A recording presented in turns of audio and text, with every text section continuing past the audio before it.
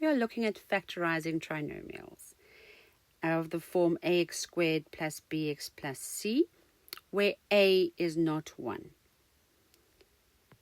Important, always make sure that your expression is in standard form, x squared first, then the bx term, and then your constant term. For this example, we are looking at 3x squared minus x minus 2. And we know with a trinomial, when we factorize, we write our two brackets. And because we're looking at x squared over here, we are going to put an x in the first place in each bracket, leaving the second space in each bracket for the second term open. Now, I'm only going to work with the numbers at this stage, and then I'm going to look at the signs to decide what my signs in the bracket is going to be. So this method I'm calling the T method. I saw it earlier this year, and it actually works wonderful. The first thing we do is we're going to start off by drawing a T, big enough so that I can work in it. Then my first step should be taking the product or getting the product of the A and the C. So the 3 and the 2, I am going to multiply, and that gives me 6. Now, I want to use the factors of 6 to get to the B value. And in this case, the B value is 1. Now I have to decide, am I adding or am I subtracting these factors from each other? And for that, I look at the last term sign, the constant term sign. In this case, it's a minus.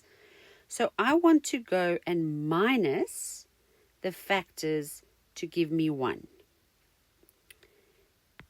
So I'm going to look at the factors first, and that is 6 times 1 or 2 times 3.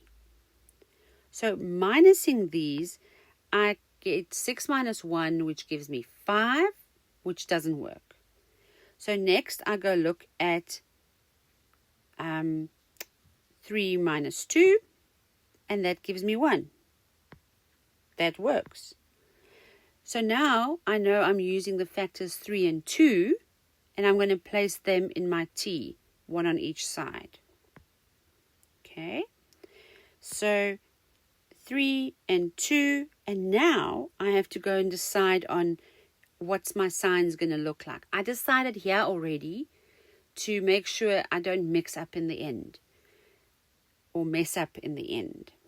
So next thing I do is I look at the sign of the C. If it's a plus, I know my brackets are going to have the same sign, and then I have a choice to make. But if it's a minus, I know my signs in the brackets are going to be different, and I still have a choice to make. So in this case, it's a minus, so my signs have to be different. And to make a decision and decide between, am I going to have plus 2 minus 3, or am I going to have plus 3 minus 2, I go and look at the sign of the B, which is minus. So I know I want to get a negative 1 as an answer. So I'm going to say plus 2 minus 3, and that gives me minus 1. So I already see here that that's the one I want to use, because that gives me a plus.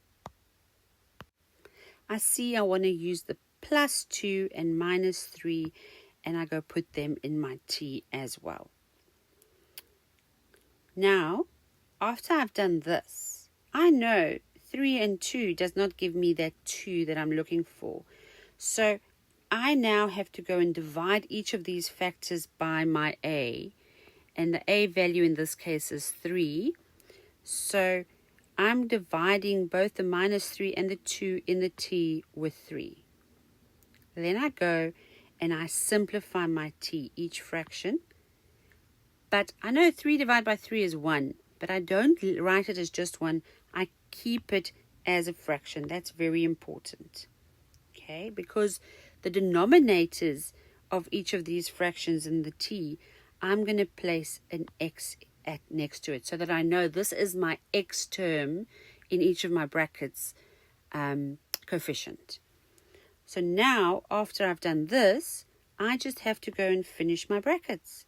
So I'm going to take this 2 and the 3, and I'm going to place it in this bracket, my first bracket, 3x plus 2. See, that's where the signs come in. Then, in this minus 1 and the 1, I don't have to write the 1 in front of the x, but I'm just dotting it in there for you. And then the minus 1 goes in the second place. And there I have factorized my trinomial. So go try it on anything else, any other trinomial, and see how it works for you.